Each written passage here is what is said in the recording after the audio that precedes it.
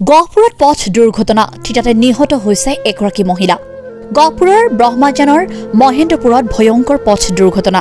15 number ৰাষ্ট্ৰীয় ঘাইপথত এই ভয়ংকৰ পথ দুৰ্ঘটনা সংঘটিত হয়। থিতাতে নিহত হয় এগৰাকী মহিলা। অচিনাক্ত বাহনৰ খুন্দাত নিহত টজ হাজৰিকা নামৰ মহিলাগৰাকী।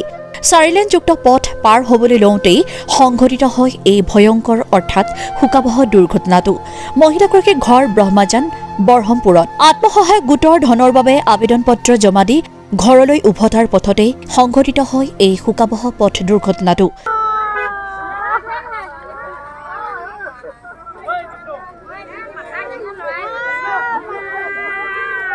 আমি অলপ নামঘৰত কাম কৰি আছিলোঁ, তেনেকুৱাতে এটা ডাঙৰ শব্দ শুনিলোঁ। শুনাৰ পিছত আপোনাৰ দেখিছোঁ আমাৰ ওচৰৰে টজ হাজৰিকা নামৰ মানুহগৰাকী ৰাস্তাৰ মাজত পৰি আছে।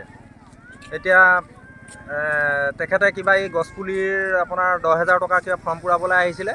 সেই ফৰ্ম পূৰাবলৈ আহি পেলাই এই অঘটনটো ঘটিছে।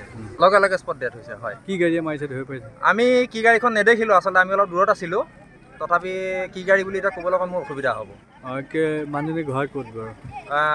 মানুহজনী ঘৰ আমাৰ এই ব্ৰহ্মাজান বহমপুৰ, আপোনাৰ লাইন হোটেলৰ পিছফালে তেওঁৰ ঘৰ। গহপুৰৰ পৰা অৰূপ ভূঞাৰ ৰিপৰ্ট, টকছক 24 ইণ্ডিয়া।